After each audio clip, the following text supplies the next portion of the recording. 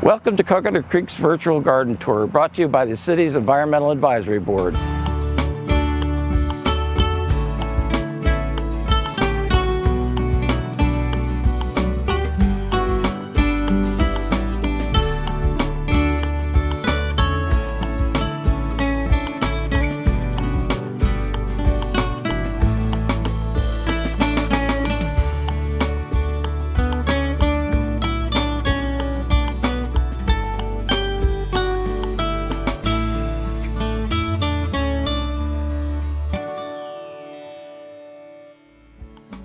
Today we're at Janet Clark's townhouse. She's going to show us how she's utilized a small space for her butterfly garden.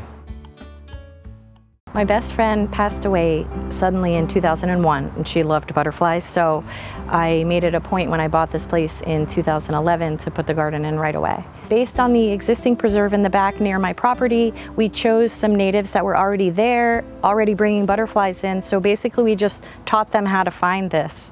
So then I added some host plants and some nectar sources to make sure they had everything they need, and they basically never want to leave. In order to meet the requirements for the backyard habitat, I made sure that I had cover plants like a large tree such as the silver buttonwood behind me. I made sure that I had nectar sources like the flowering jatropha and my pentas. They're really bright and close together so they can eat. And I made sure that I had host plants like giant milkweed or passion vines so that they had a place to raise their young. This is a cassia. It's a host plant for the sulfur butterfly. This is a porterweed. They like to come and drink from these tiny flowers. The butterflies and the bees both love this. This is firebush. It's a very, very big attractant and a Florida native.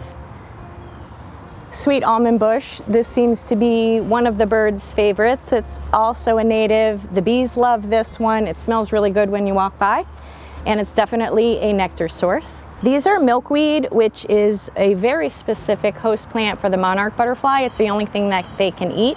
It comes in this form, which is cute and pretty, and it comes in this form, which is giant milkweed. This is a passion vine. It's the host plant for the Florida native butterfly, which is the zebra longwing. So I do see the most of these. They're here all of the time. And with just the small amount of plants here, in 8 years, I would say I've put out thousands and thousands of butterflies. Very little space is needed in order to have a butterfly garden. I live in a townhouse, so I have very little square footage, and I've still managed to put in a very good blend of natives and non-natives in order to keep with the mission of the city to support the wildlife. We hope you've enjoyed this installment of Coconut Creek's virtual garden tour. Do you have a garden you'd like to share? Email lwhitman@coconutcreek.net. Join us again next time.